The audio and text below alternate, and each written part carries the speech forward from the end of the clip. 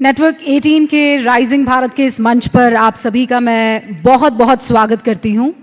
और अब जो ये सेशन होने जा रहा है और इस सेशन में जो मेहमान हमारे साथ इस वक्त मौजूद हैं, ये उन तमाम सवालों के जवाब देने वाले हैं जो कई बार कई मर्तबा आपके मन में भी उठे होंगे।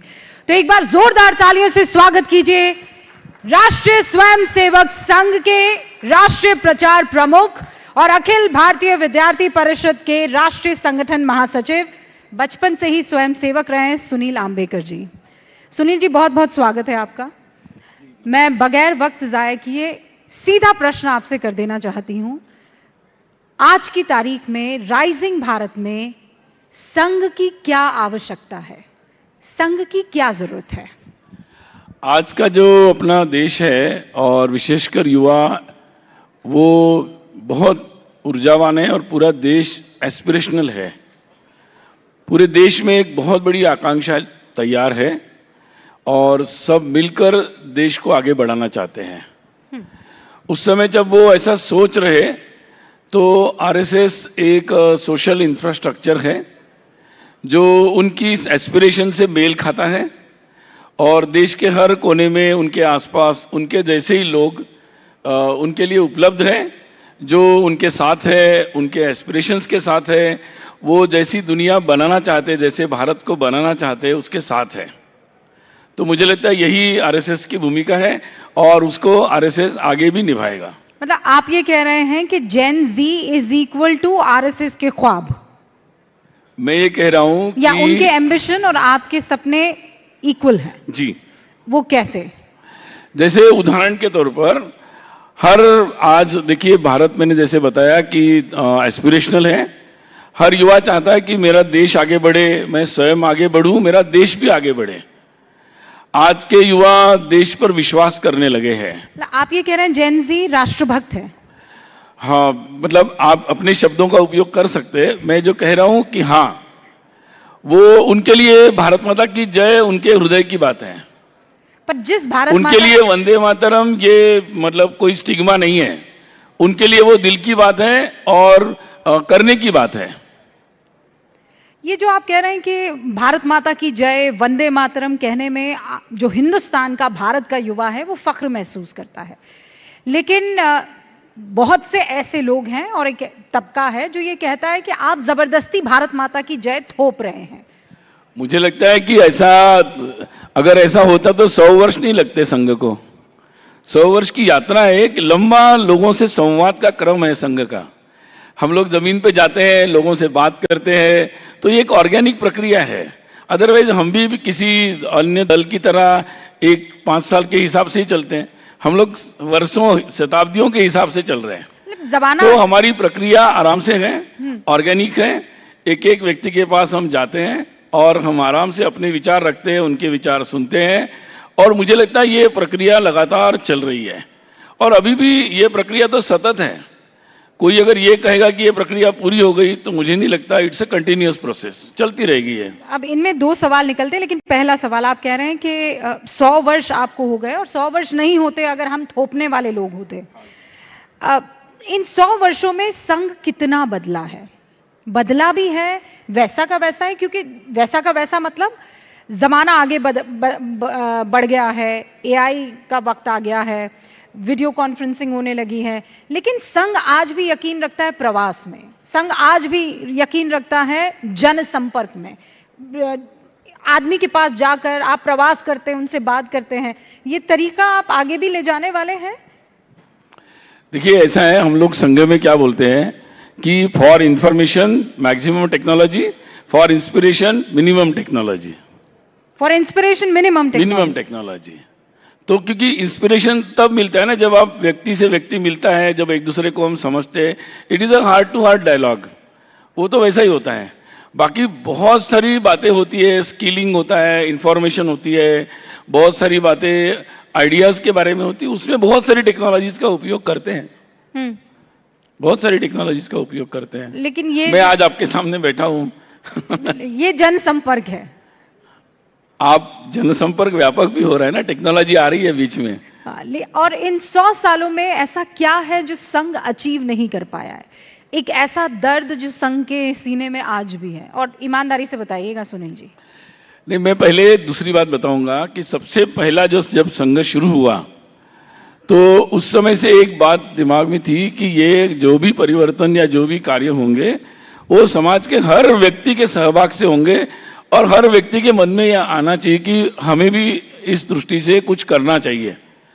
तो 100 वर्ष के बाद मैं ये बात जरूर बताऊंगा, मैं नहीं कहूंगा कि केवल संघ के कारण ये हुआ, लेकिन करते करते संघ का भी उसमें संघ इसी दिशा में काम करता आया कि एक समय ऐसा आए कि देश के बहुत सारे लोगों को ऐसा लगे कि भाई देश आगे बढ़ सकता है, देश में पोटेंशियल है और हम भी इस प्रक्रिया में बढ़ चढ़कर भाग ले सकते हैं। So believing the country and participating in the process, ये जो एक बाग जो संघ के संस्थापक और उनको अपेक्षित था, मुझे लगता है कि आज उसकी अनुभूति हम लोगों को जगह जगह हो रही है और ये बहुत बड़ी बात है।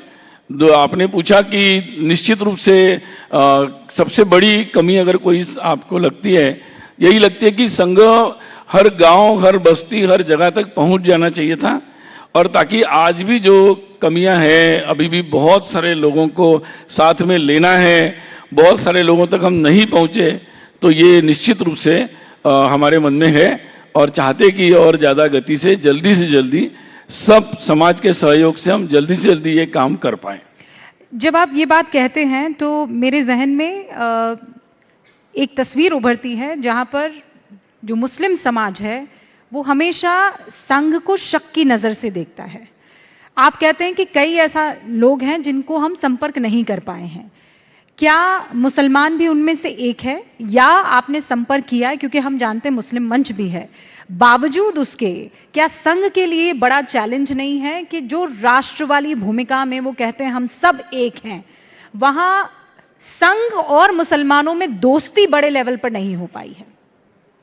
देखिए, कई बातें जो होती हैं उसमें अपने देश में बहुत सारी बातें संघ की स्थापना के पहले ही घटित हो चुकी है। ये प्रश्न संघ और मुस्लिम समाज का नहीं है, ये प्रश्न हिंदू समाज और मुस्लिम समाज के बीच का है और उसकी बहुत सारी बातें, स्मृतियां, बहुत सारे ओपिनियंस, प्रेजुडाइजेस या जो भी बातें होगी वो संघ की स्थापना के पहले या स्वाधीनता के पहले ही बहुत सारी घटनाएं हो चुकी है। अब जो भी हम देखते हैं उसके आउटकम्स है या उसके इम्पैक्ट्स है, या आजादी के बाद भी जिस तरीके से बातें हुई जिसमें संघ की भूमिका बहुत कम थी, जिसके परिणाम स्वरूप ये बहुत सारी बातें हैं। अन्यथा भारत पाकिस्तान की मैच को आम लोग इतनी सीरियसली क्यों लेते हैं? तो ये प्रश्न है हिंदू समाज और मुस्लिम समाज के बीच का, तो और जिसको दूर करने की जिम्मेदारी जबकि सबको लेनी चाहिए, लेकिन देश में ऐसे बहुत शक्तियां हैं जो इसको भड़काने की जरूरत काम करते हैं। संघ ये प्रयास कर रहा है कि धीरे धीरे इस बात को समझा जाए और सब मिलकर इसका रास्ता निकाला जाए। लेकिन आप वो विश्वास, जबकि बाकी लोग इसकी जिम्मेदारी नहीं लेना चाहते हैं। बाकी कौन है? बहुत सारे लोग हैं, देश पूरा इतना 140 करोड़ का है, इतनी सारी पार्टियां हैं, इतने सारे संगठन हैं, इतने सारे लोग हैं, बहुत सारे लोग हैं। लेकिन आप तो सबसे बड़ा संगठन है ना। देखिए, ऐसा है कि समाज के आगे कोई बड़ा नहीं होता है, संघ तो ऐसा नहीं मानता। तो इसलिए समाज में बहुत सारे लोग मिलकर समाज बनता है, बहुत सारी अलग अलग आइडियाज होती है, बहुत धाराएं होती है, तो बहुत सारे ऐसे संगठन हैं जो इसकी जिम्मेदारी नहीं लेना चाहते हैं, इस कारण से ऐसे होता है। लेकिन क्या ऐसा दिन आएगा जब संघ और मुसलमानों के बीच में ये जो दूरी है वो पट पाएगी, या आप कह रहे हैं कि नहीं शुरुआत हो चुकी है, तो कितना % और कितना बाकी है? ऐसा है कि मैंने आपको बताया ना कि ये जो जर्नी है ये हिंदू समाज और मुस्लिम समाज की जर्नी है। उसको जब तक हम उस एंगल से नहीं देखेंगे तब तक हम इसका समाधान नहीं ढूंढ पाएंगे। जब तक हम इसको संघ वर्सेस मुस्लिम समझेंगे तो इसका समाधान न समझ पाएंगे न ढूंढ पाएंगे। तो आप कह रहे हैं दिस इज हिंदू, ये साथ में चलने वाली जर्नी है, ये अलग अलग नहीं हो सकती। संघ कोई और अलग नहीं है हिंदू समाज से, तो ये साथ में चलने वाली जर्नी है। धीरे धीरे देखिए क्या है कि it is a loss of memory. पूरे देश में अपने आप हुआ, मैन्युफैक्चर्ड हुआ, ब्रिटिश एजुकेशन से हुआ, जो भी हुआ, it is a loss of memory कि भाई हम एक ही देश के हैं, हमारा देश भी गौरवपूर्ण था और हम सब एक ही जगह से आए हैं, इसकी जो मेमोरी है इसका लॉस हुआ। जिनको आज हम हिंदू कहते हैं उनका भी लॉस हुआ। उनको लगा कि हमारी जो धर्म है वो इतना गर्व करने लायक है कि नहीं, हिंदू बोलना भी कम्युनल है क्या, ये मिसअंडरस्टैंडिंग हिंदू समाज में भी था, आज भी कुछ लोगों में है। तो ऐसा नहीं कि मिसअंडरस्टैंडिंग मेमोरी लॉस एक तरफ ही है, दूसरी तरफ मेमोरी लॉस है कि भाई हमारा मजहब बदल गया, भगवान बदल गया, तो हमारी ये मिट्टी है कि नहीं, हमारा ये देश है कि नहीं, हमारी परंपरा ये है कि नहीं। इट्स अ बहुत लार्ज स्केल मेमोरी लॉस है। तो पहले जो हिंदू कहते हैं उनका मेमोरी लॉस ठीक हो जाए, फिर धीरे धीरे सबका लॉस ठीक होगा। तो जैसे ही ये तो क्या है, मोबाइल हैंग हो जाता है तो बहुत सारी प्रॉब्लम आ जाती है, कहाँ जाए कैसे जाए समझ में नहीं आता। तो इट्स अ मेमोरी लॉस का प्रॉब्लम है, ये उसको रिकवर हो रहा है। तो आपने कितनी रिकवरी कर ली? कई बार आप लोग पूछते हैं ना कि हम संघ के लोग बार बार बोलते हैं कि भारत, ये इतना भारत के इतिहास के बारे में बोलते हैं, आप इतिहास क्यों बोलते हैं, अब तो एआई चल रहा है। भाई एआई भी पूरा जा रहा है, हिस्ट्री ले रहा है, पूरा डाटा ले रहा है, उसी पे एआई चलेगा। एआई तो पास्ट पे चलता है ना, एआई नया तो उसी से बनाता है जो पास्ट का उसके पास होगा। तो ह्यूमन इंटेलिजेंस भी वैसा ही होता है। If you have lost the memory, so then how much have you recovered so far? ऐसा है ये कोई आप मतलब ये नहीं है आपके रेटिंग जैसा आपके चैनल की कि मैं रेट कर पाऊं। It is not like that, it's a social process, it going on in a positive direction, इतना मैं बोल सकता हूं। अब और संघ अब इस प्रोसेस में अकेला नहीं है, ये भी बोल सकता हूं। अकेला नहीं मतलब बहुत सारे लोग इस तरह से सोच रहे हैं और बहुत सारे लोग प्रयास कर रहे हैं। आउटरीच की जब आप बात करते हैं तो ये आउटरीच में केवल भारतीय जनता पार्टी से जुड़ी हुई आउटरीच ही होती है या ये आउटरीच बाकी पार्टियों में भी हो सकती है, पॉलिटिकल पार्टियों में? मतलब संघ केवल बीजेपी का है या संघ बाकी पार्टियों का भी है? ऐसा है, हम लोग तो सभी से मिलते हैं। मुझे लगता है हमारे पूजनीय सरसंघ चालक जी बार बार बोलते हैं कि हमारे लिए तो सभी लोग हैं, हम सभी के पास जाते हैं, आज भी मिलते हैं। और ग्राउंड लेवल पर तो बहुत सारे लोग समर्थन भी करते हैं संघ के। उनके समर्थन के बिना हम लोग ऐसे ऐसे राज्यों में संघ का कार्य बढ़ा है, अगर सब लोगों का समर्थन जमीनी स्तर पर नहीं मिलता तो संघ का कार्य बढ़ता ही नहीं। इसलिए अब बस इतना ही है कि हम लोग सामाजिक संगठन है, हम सब बातें खुलकर बोल सकते हैं। वो बेचारे राजनीति में है तो उनके लिए मुश्किल होता है, देखना पड़ता है आगे क्या होगा, लोगों को क्या लगेगा। इसलिए ये प्रक्रिया लेकिन चल रही है और धीरे धीरे मतलब इस प्रक्रिया में अगर इस लिस्ट में अगर असदुद्दीन ओवैसी का नाम आए तो आप लोग मिलेंगे? मैं किसी का नाम नहीं लेना चाहूंगा, लेकिन हमारे लिए सबसे मिलने में हम लोग पूरी तरह ओपन हैं। मतलब भारत को आगे ले जाने के लिए अगर आपको सबको साथ लेकर चलना, मैं वही बोल रहा हूं, हम सबके साथ मिलने में ओपन हैं। और जैसे ये देखिए, ये हम पॉलिटिकल पार्टी नहीं है, हम अपने तरीके से संपर्क करते हैं या उधर से संपर्क आता है, फिर बात होती है, फिर उसमें फिर मिलते हैं, चाय पीते हैं, चलता रहता है ये प्रक्रिया। तो आपको आश्चर्य होंगे, ऐसे लोगों से भी हम मिलते रहते हैं, बस इतना मैं बोल सकता हूं। लेकिन मदद का हाथ आपसे, मुझे प्रॉब्लम नहीं है, उनको प्रॉब्लम होगी, मैं नाम बताऊंगा तो। अच्छा, लेकिन मदद का हाथ केवल बीजेपी ही आपसे मांगती है, कोई और पॉलिटिकल पार्टी नहीं मांगती? आप कह रहे हैं कि मैम हम तो मदद करने को सबको तैयार हैं। पहली बात यह है कि आप बीजेपी को क्यों अंडर एस्टिमेट कर रहे हैं, वो मतलब अपने आप भी कर सकते हैं, ऐसी कोई बात नहीं है। रही दूसरी बात कि जमीनी स्तर पर जो भी सामाजिक काम होता है तो उसमें हम सबकी मदद लेते भी हैं और सबको मदद करते भी हैं, जहां भी हम कर सकते हैं उसके लिए सक्षम है। तो आप, लेकिन ये आप जो सोच रहे हैं कि जो दृश्य स्वरूप में ऑल इंडिया लेवल पर, वो एक अलग, उसकी अलग डायमेंशन होता है। हम लोग ज्यादातर ये सारे काम जमीनी स्तर पर करते हैं। जमीनी स्तर की आप जहां आपका कैमरा बहुत कम बार पहुंच पाता है। नेटवर्क 18 का कैमरा यकीन मानिए ऐसी ऐसी जगह पहुंचा है जहां कैमरा ही पहली दफा देखा गया है। लेकिन अब एक महत्वपूर्ण लाइटर बोला मैंने। नहीं, हमारे पास तो प्रूफ है, हम आपको बता सकते हैं। लेकिन सच्ची बात एक ये भी है कि आप जब जमीनी स्तर की बात करते हैं और जब सरसंघचालक मोहन भागवत जी कहते हैं कि हम जाति व्यवस्था में यकीन नहीं करते हैं, हम जातिगत जो इस वक्त की व्यवस्था है, अगर भारत को आगे बढ़ना है तो उससे ऊपर आना होगा, और दूसरी तरफ यूजीसी आ जाता है। संघ का इस पर क्या रुख है? देखिए, संघ तो हिंदू सारा एक इसी पर पहले दिन से लगा हुआ है और उसी पर प्रयास कर रहा है। मुझे लगता है कि समाज के इस रास्ते में कुछ बातें आती है तो इतना भी कमजोर नहीं होना चाहिए कि किसी एक रेगुलेशन से हमारी एकता भंग हो जाए या बहुत ज्यादा खतरे में आ जाए। तो समाज को और ज्यादा मजबूत होना चाहिए और उसके लिए हम सब लोग मिलकर प्रयास कर रहे हैं। जहां तक मुझे लगता है रेगुलेशन की बात है तो वो अभी सरकार ने भी अपना स्टैंड दे दिया है, कोर्ट ने भी कहा है, लोगों ने भी कहा है कि कहीं ना कहीं उसमें असंतुलन है, तो उसके लिए जो भी प्रक्रिया है चल रही है। तो hope for the best. We also hope for the best. Otherwise लेकिन समाज की एकता के लिए संघ है और उसके लिए जो करना पड़ेगा वो करने के लिए संघ रहेगा।